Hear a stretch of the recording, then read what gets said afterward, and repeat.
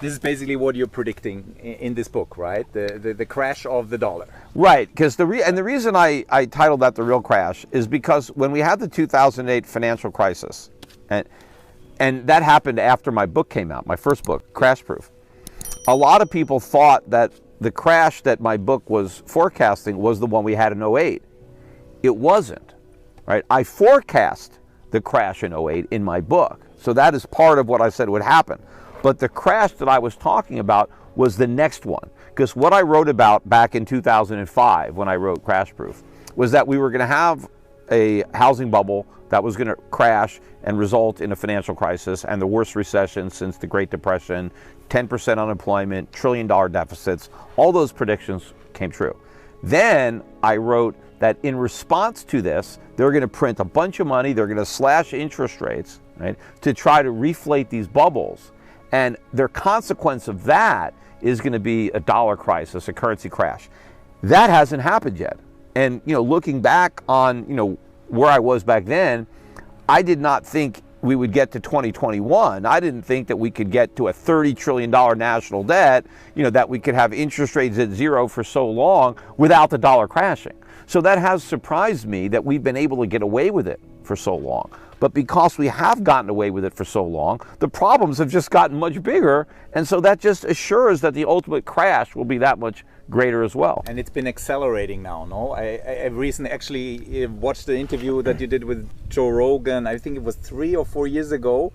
And you were looking at First the one, US yeah. debt clock. And it said, is it at 20 trillion yet?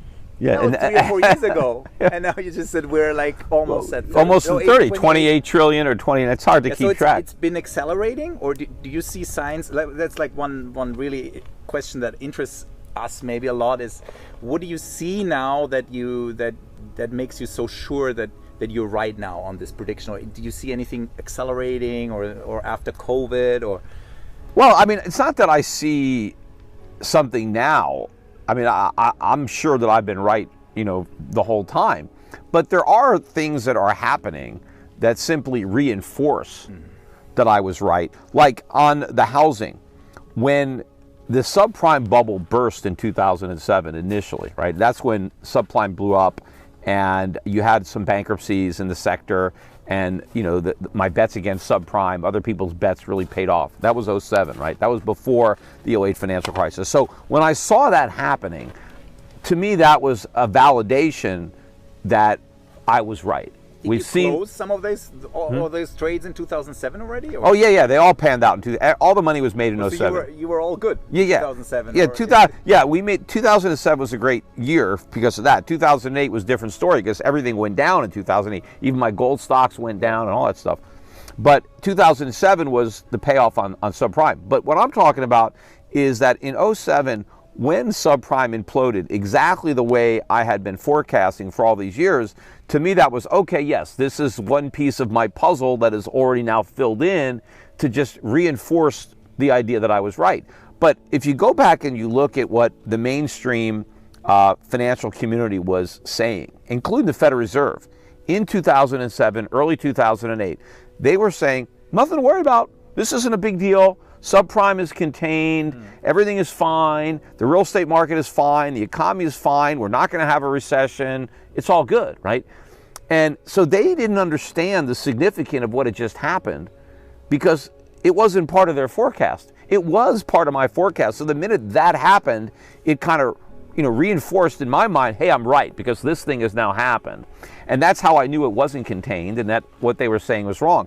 And so, now, they see this blip in inflation and, oh, it's transitory.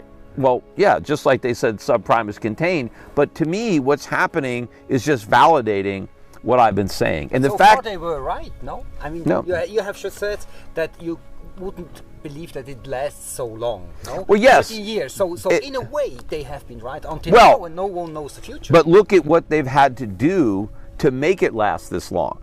Look at how rates have had to stay at zero or negative rates in Europe. Look at how large the deficits have grown to keep the whole thing together. So this is all part of my forecast. Where I would have been wrong about the whole thing is if the Federal Reserve had actually been able to normalize interest rates the way they said they were, if they could have gotten them back up to 5%, if they were able to shrink their balance sheet like they said they would, back down to under $1 trillion. See, all the things that the Fed said they were going to do, they couldn't do. I got it right. I said from the very beginning in 2008, 2009, they're never going to shrink the balance sheet. They're never going to end QE. I mean, so all the stuff that I said early on has proven to be correct. The only thing that hasn't happened yet is the ultimate crash. But everything else I said would happen has happened, and everything that the central banker said would happen has not happened. The reverse of what they said. But by doing more of the same and digging us into a deeper hole, they've been able to delay the ultimate day of reckoning, but they're not going to cancel it. Ultimate crash, dollar crash. Does it really affect the American people? And you're American, no? We are here in Switzerland. We look over the ocean.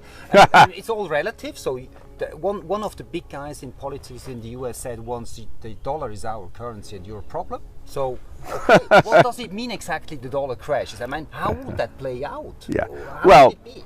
it's actually going to be a positive for many parts of the world, but it will be a major negative for the United States, because people don't really understand the huge benefit that Americans derive from the dollar and its status in the world. Because without that, Americans would have to produce in order to consume. Right? That's what most people have to do. You can't consume unless you produce. Now, you don't have to produce everything that you consume, because you can trade.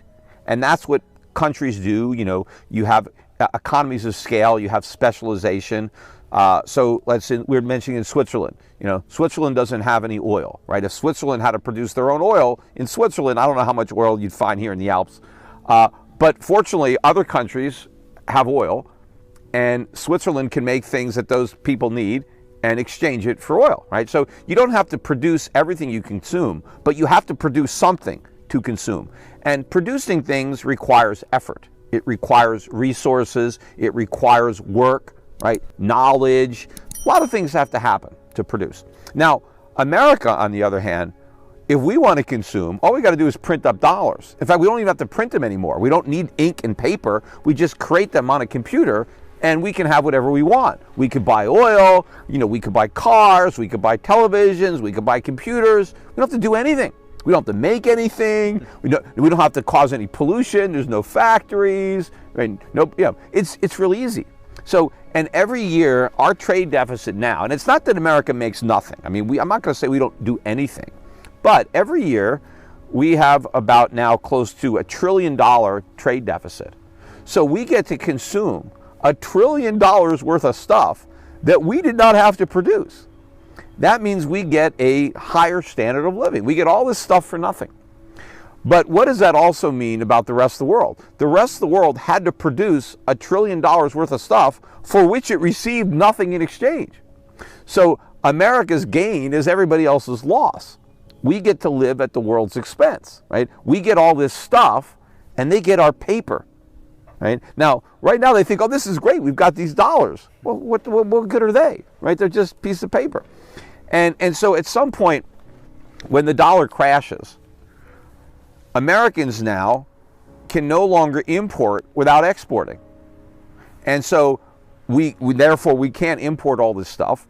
And so now Americans have to do without all these goods, and our standard of living goes down. But that means the rest of the world gets to keep its goods. It doesn't get our dollars, but it gets to keep all of its stuff. The Americans will come over, no, to Europe. And live here. Well, the Americans won't be able to afford to come to Europe. The Europeans will come to America because America will be cheap. Just like you were telling me that when you had the Deutschmark and you went to Italy and they had the lira, an Italian vacation was cheap. Yeah. Well, an American vacation is going to be super cheap, you know, because the dollar is going to crash and the Americans are going to be poor.